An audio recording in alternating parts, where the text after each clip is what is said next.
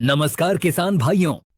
अगर आपके धान के खेत में भी भूरे रंग के छोटे छोटे कीड़ों ने आतंक मचा रखा है, अगर आपकी लहलहाती हुई फसल जिसमें बालियां निकलने को तैयार हैं अचानक पीली पड़कर सूख रही है, और अगर आप भी बाजार से महंगी महंगी दवाइयां डाल डाल कर थक चुके हैं, लेकिन ये भूरा माहू जिसे हम ब्राउन प्लांट हॉपर, भूरा फुदका या तेलिया भी कहते हैं, कंट्रोल होने का नाम ही नहीं ले रहा, तो मैं आपको विश्वास दिलाता हूं आज आप बिल्कुल सही जगह पर आए हैं। आज इस वीडियो में हम सिर्फ दवाइयों के नाम नहीं दोहराएंगे, बल्कि हम इस दुश्मन की जड़ तक जाएंगे, इसकी पूरी जन्म कुंडली को खंगालेंगे। हम आपको वो रामबाण तरीके और वो वैज्ञानिक जानकारी देंगे जिसके बाद कितना भी खतरनाक भूरा माहू का प्रकोप क्यों ना हो, सफाया होना निश्चित है। दुश्मन की सही पहचान, पहला कदम विजय की ओर। किसान भाइयों, किसी भी दुश्मन को हराने का पहला नियम है उसे सही से पहचानना। इस दुश्मन को भारत के अलग अलग राज्यों में अलग अलग नामों से जाना जाता है। उत्तर प्रदेश और हरियाणा में इसे भूरा फुदका या तेला कहते हैं, तो पंजाब में काला तेला, बिहार में यह माहो के नाम से प्रसिद्ध है, तो दक्षिण भारत में इसे दोमा या पुगलियान भी कहा जाता है। इसका वैज्ञानिक नाम है नीलापरवाता लुगेंस। लेकिन इसकी सही पहचान के लिए आपको दुकान पर नहीं, अपने खेत में थोड़ा झुकना पड़ेगा। धान के पौधों को थोड़ा हटाइए और पानी की सतह के ठीक पास पौधे के तने के निचले हिस्से में, जिसे हम गोभ कहते हैं, वहां देखिए। आपको वहां हजारों की संख्या में छोटे छोटे कीड़े झुंड में चिपके हुए मिलेंगे।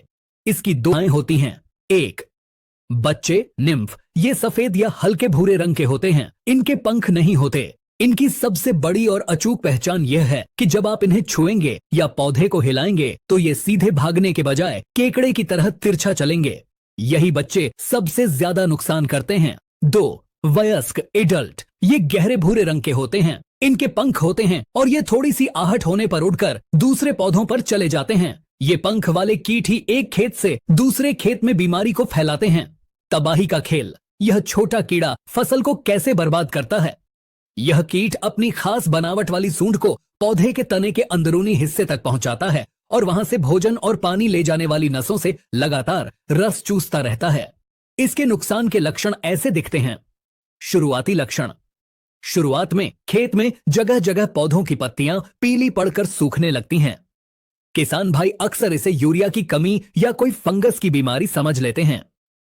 हॉपर बर्न, जब प्रकोप बहुत ज्यादा बढ़ जाता है तो खेत में बड़े बड़े गोल चकत्ते बन जाते हैं और पूरी की पूरी फसल एक साथ जलकर सूख जाती है, जैसे किसी ने आग लगा दी हो। इसी को हॉपर बर्न कहते हैं और यह अवस्था आने के बाद फसल को बचाना लगभग नामुमकिन हो जाता है।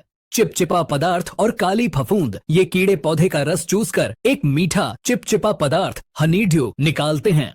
इस पर सूटी मोल्ड नाम की काली फफूंद लग जाती है, जिससे पौधे के तने काले पड़ जाते हैं और पौधे के भोजन बनाने की प्रक्रिया, प्रकाश संश्लेषण में भी बाधा आती है। आपकी दवा क्यों हो रही है फेल?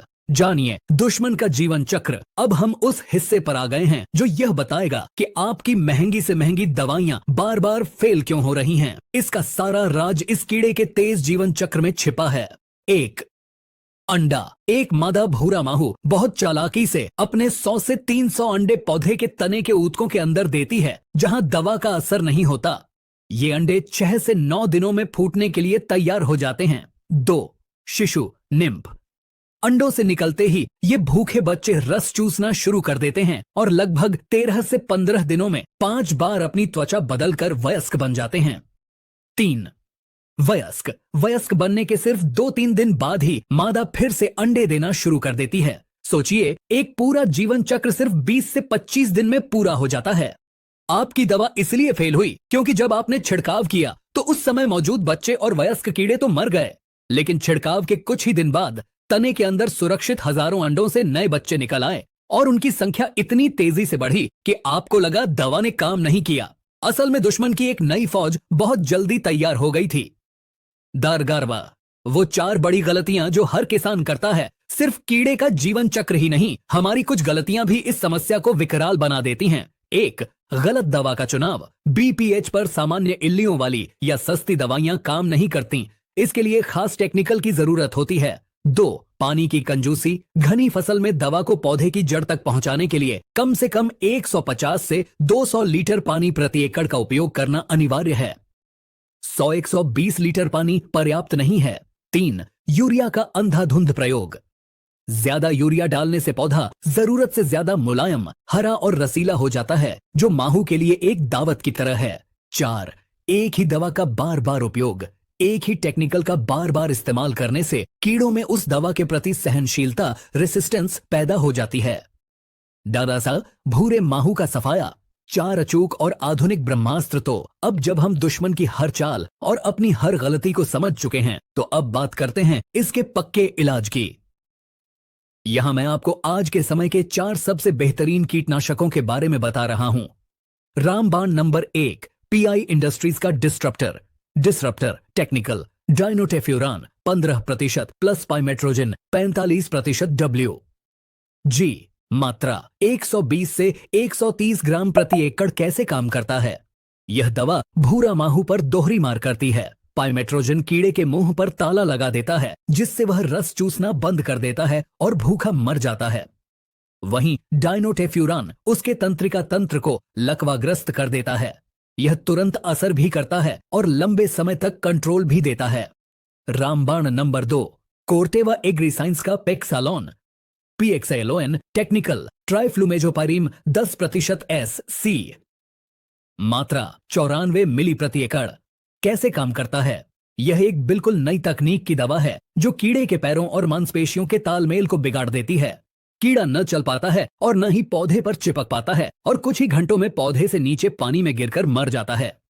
रामबाण नंबर 3, सिंजेंटा का वेस्टोरिया टेक्निकल ट्राइफ्लूमेजोपाइरिम 20% W।